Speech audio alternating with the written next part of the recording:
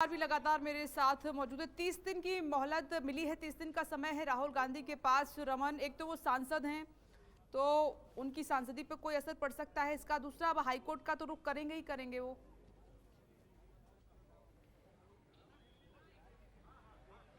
देखिए, जो सज़ा का प्रावधान है उस सज़ा के प्रावधान के हिसाब से उनकी सांसद के ऊपर, उनकी संसद सदस्यता के ऊपर कोई फ़र्क नहीं पड़ने वाला है। और 30 दिन की मोहलत जो कोर्ट की तरफ से उन्हें दी गई है, ये एक बड़ी राहत उनको मिली है। लेकिन आपने देखा कि वकील साहब जब बोल रहे थे, उन्होंने कहा कि राहुल गांधी के वकील ने जज के सामने कहा कि उन्हें माफ़ी नहीं चाहिए, माफ़ी वो नहीं मांग रहे हैं, कोर्ट की कोई दया नहीं चाहिए। यानी कि पूरी तरीके से राजनीतिक मामले को उन्होंने राजनीतिक तरीके से दलील दिया और कहा कि वो करप्शन के खिलाफ लड़ाई लड़ते रहे हैं, हमेशा आवाज़ उठाते रहे हैं और करप्शन के खिलाफ उन्होंने ये बयान दिया था। और उन्हें बहुत ज़्यादा याद नहीं है कि 2019 में 4 साल पहले उन्होंने जो बयान दिया था उसको आधार बनाकर उनके खिलाफ मानहानि का मुकदमा दर्ज किया गया है। लेकिन राहुल गांधी को इस बात का अंदाज़ा बिल्कुल नहीं था कि ये मामला इतना तूल पकड़ेगा कि उन्हें 2 साल की सज़ा हो जाएगी। और 3 बार इससे पहले वो कोर्ट में पेश हो चुके हैं, आज चौथी बार उन्हें कोर्ट में पेश होना पड़ा और कोर्ट में पेश होने के साथ ही उन्हें सज़ा का ऐलान किया गया। लेकिन राहुल गांधी इस पूरे मामले को राजनीतिक तरीके से डील करना चाहते हैं और तमाम जो कांग्रेस पार्टी के नेता वहां मौजूद थे वो राहुल गांधी के समर्थन में नारेबाजी करते नजर आ रहे हैं। और इस पूरे घटनाक्रम के बाद जो है ऊपर की अदालत में इसे रिट पिटीशन फाइल करके उनसे सज़ा कम करने की अपील की जाएगी। रमन, बने रहें। इस बीच सुशील मोदी ने क्या कुछ कहा है, सुन लेते हैं।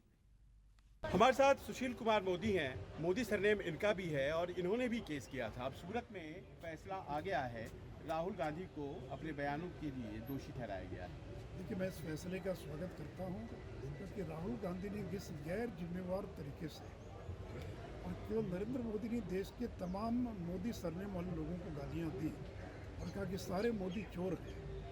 और इसके बाद देश के अनेक न्यायालयों के अंदर मानहानि का मुकदमा दर्ज हुआ। पटना के अंदर मैंने भी सीजीएम का मुकदमा दर्ज कर रखा है। राहुल गांधी को जाना पड़ा था और मुझे खुशी कि आज अगर सूरत के न्यायालय ने अगर उनको दोषी करार दिया है तो पटना के अंदर बाकी जगह पे जो मुकदमे चल रहे हैं उसी को आधार बनाकर उनको दोषी करार किया जाए।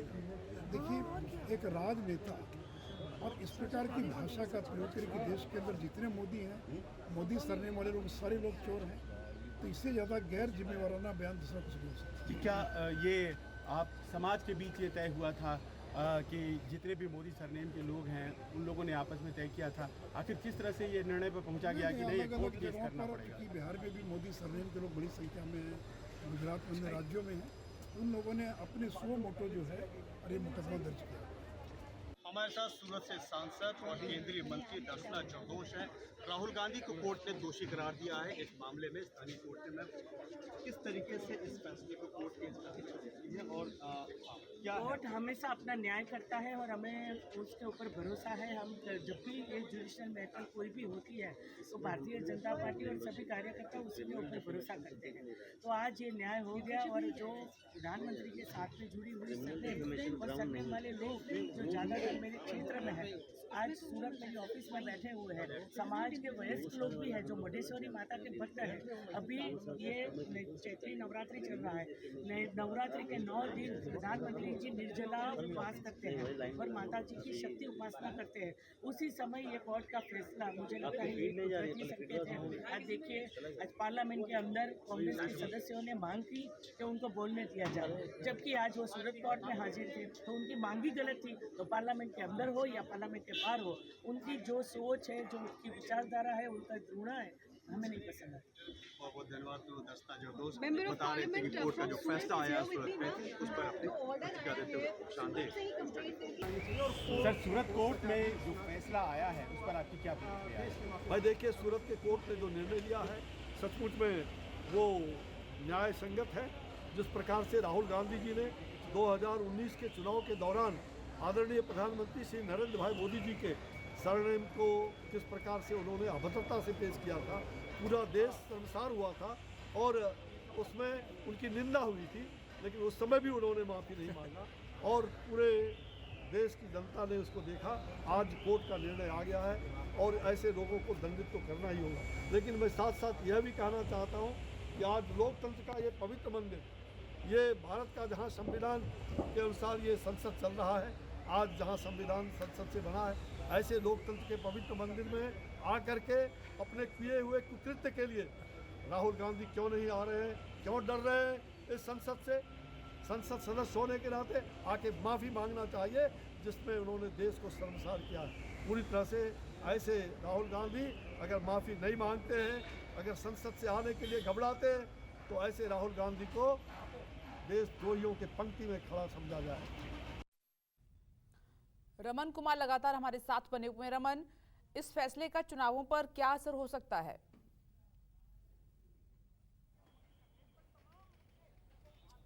देखिए, राहुल गांधी को सजा मिलने के बाद जिस तरीके से बीजेपी के नेता आक्रामक हो गए हैं और राहुल गांधी से माफ़ी की मांग लगातार बीजेपी के नेताओं की तरफ से हो रही थी कि जो उन्होंने विदेश में बयान दिया भारत को लेकर, और अब ये आक्रामकता और ज़्यादा बढ़ जाएगी। चुनाव पर फिलहाल इसका असर नहीं पड़ेगा, बहुत ज़्यादा असर नहीं पड़ेगा, लेकिन राहुल गांधी अगर जेल जाते हैं, अगर 30 दिन के बाद भी अगर कोर्ट उन्हें राहत नहीं देती है, तो राहुल गांधी के प्रति थोड़ी सहानुभूति मिलेगी, ऐसा कांग्रेस पार्टी के नेताओं को उम्मीद लग रही है, ऐसा कांग्रेस पार्टी के नेताओं को लगता है। इसीलिए वो माफ़ी मांगने के लिए बिल्कुल तैयार नहीं थे। उन्होंने कहा कि उन्होंने जो भाषण दिया उस भाषण से किसी का व्यक्तिगत नुकसान नहीं हुआ है, लेकिन वो चूँकि पॉलिटिकल पार्टी के नेता हैं, राजनीतिक विपक्ष के नेता हैं और भ्रष्टाचार के खिलाफ लड़ाई लड़ना उनकी जिम्मेदारी होती है, और इसीलिए इसी को ध्यान में रखते हुए उन्होंने जो बयान दिया था उस बयान को आधार बनाकर बीजेपी के नेता ने उनके खिलाफ पिटीशन फाइल की, और ये मामला 4 साल के बाद इस परिणति पर पहुंचा है कि 2 साल की सज़ा राहुल गांधी को हुई है। अब राहुल गांधी को 30 दिन की मोहलत उसी कोर्ट से मिली है जहां पे सज़ा हुई है, जहां पे सज़ा का प्रावधान हुआ है। अब 30 दिन के अंदर राहुल गांधी को ऊपर की अदालत से क्या निर्णय। 1 मिनट रमन, दिग्विजय सिंह को सुन लेते हैं। कांग्रेस के वरिष्ठ नेता दिग्विजय सिंह है। सर, सजा 2 साल की सुनाई है राहुल गांधी को, हालांकि बेल भी मिल गई है। इस फैसले को किस तरीके से देखते हैं? बयान मसला ये था कि जितने लोग मोदी सरने में वो चोर है, इस तरह का बयान था, ये मुकदमा चला। अब तो हालत ये हो गई है कि इस देश में मोदी जी का नाम लेने से भी मानहानि रोक दी हो जाती है। उन्होंने किस संदर्भ में कहा था वो तो इस बात को देखिए। नीरव मोदी, ललित मोदी, ऐसे और भी मोदी हैं जो कि देश का पैसा लेके भाग गए, उनके बारे में बात कही गई। अच्छा सर, ये चूँकि फैसला आ गया, बेल भी मिल गई है, लेकिन ऐसा लगता है कि इससे पार्टी को या फिर आप लोगों के उस पे नाम पे, रणनीति पे कोई असर पड़ सकता है कि राहुल गांधी का मामला है? देखिए, रणनीति तय करती है पार्टी, तो पार्टी तय करेगी। ठीक। तो अपील के लिए हाईकोर्ट जाने के लिए राहुल गांधी को 30 दिन की सूरत कोर्ट ने ही दोषी ठहराया। सूरत कोर्ट ने ही सजा का ऐलान किया। सूरत कोर्ट ने ही राहुल गांधी को 30 दिन की मोहलत दी है मानहानि केस में। 4 साल पहले का ये मामला है जब राहुल गांधी ने कहा था कि सभी चोरों के सरनेम मोदी क्यों होते हैं, और इसी को लेकर मामला दर्ज कराया गया था उनके खिलाफ। 4 साल में 3 बार राहुल गांधी अदालत में पेश हुए थे, और आज जब गए तो उनको सजा का ऐलान 2 साल का हुआ है। अब देखते हैं कि राहुल गांधी आगे क्या करते हैं, क्या कहते हैं। हालांकि कांग्रेस इसको भ्रष्टाचार से जोड़कर देख रही है कि भ्रष्टाचार के खिलाफ बोलना कोई अपराध नहीं है, कुछ गलत नहीं है, और इसीलिए कांग्रेस ने ये भी कहा कि माफ़ी मांगने का तो सवाल ही पैदा नहीं होता है। लेकिन बीजेपी राहुल गांधी को 2 साल की सज़ा होने के बाद आक्रामक नजर आ रही है।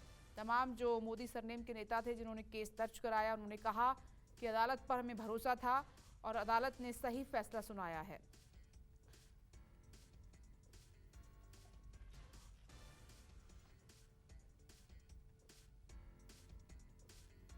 तो फिलहाल राहुल गांधी जेल नहीं जाएंगे क्योंकि कोर्ट ने ही उन्हें 30 दिन की मोहलत दी है। मोदी सरनेम पर विवादित टिप्पणी करने पर राहुल गांधी को यह सजा हुई है 2 साल की। मानहानि केस हुआ उन पर।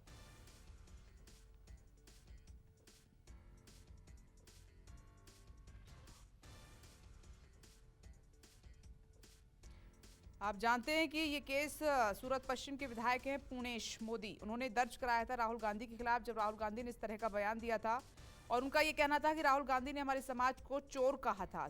चुनावी सभा में हमारे खिलाफ आरोप लगाए गए थे जिससे हमारी और समाज की भावनाओं को ठेस पहुंची है, और इसी मामले को लेकर वो कोर्ट चले गए थे और कहा था कि आखिरी सांस तक लड़ूंगा। कर्नाटक स्टेट में बेंगलुरु से 100 किलोमीटर दूर कोलार में कांग्रेस के तत्कालीन प्रमुख श्रीमान राहुल गांधी द्वारा जो सभा आयोजित की गई उनमें उनका भाषण था। सभी चोरों का उपनाम मोदी क्यों, और भी ढूंढो कितने मोदी निकलेंगे। इस अनुसंधान में यहाँ सूरत की कोर्ट में फरियाद की गई। आज उनका जो फैसला आया है, मैं उस फैसला का स्वागत करता हूँ। क्या कुछ वहाँ कोर्ट में क्या कुछ कहा गया? राहुल गांधी आप भी अंदर थे, जज ने क्या कहा? राहुल देखिए, ये कोर्ट का न्यायिक प्रक्रिया है, जो भी फैसला है उनका मैं स्वागत करता हूँ।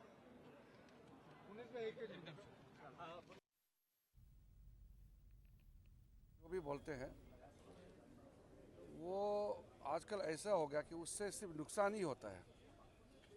उनका पार्टी के लिए नुकसान होता ही होता है, लेकिन सबके लिए, देश के लिए भी अच्छा नहीं है।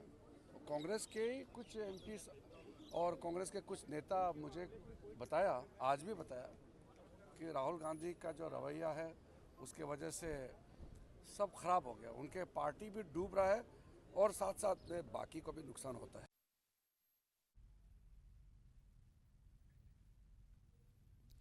तो इस पर सियासत भी शुरू हो चुकी है और ये मामला यही नहीं रुकेगा। अभी आप देखिएगा, इस पर और भी रिएक्शन आएंगे।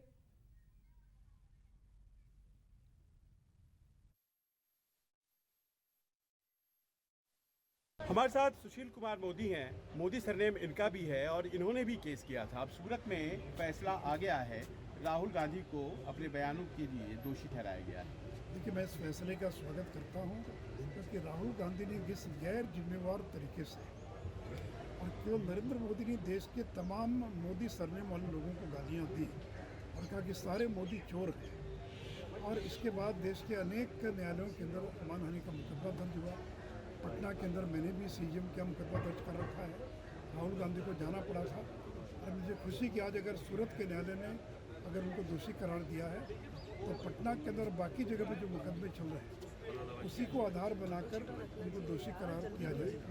देखिए, एक राजनेता और इस प्रकार की भाषा का प्रयोग करके देश के अंदर जितने मोदी हैं, मोदी सरनेम वाले लोग सारे लोग चोर हैं, तो इससे ज़्यादा गैर जिम्मेवाराना बयान दूसरा कुछ नहीं हो सकता। क्या ये आप समाज के बीच ये तय हुआ था कि जितने भी मोदी सरनेम के लोग हैं उन लोगों ने आपस में तय किया था? आखिर किस तरह से ये निर्णय पर पहुंचा गया कि नहीं, कोर्ट केस करना पड़ेगा? कि बिहार में भी मोदी सरनेम के लोग बड़ी संख्या में हैं, गुजरात में अन्य राज्यों में हैं, उन लोगों ने अपने 100 मोटो जो है और ये मुकदमा दर्ज किया।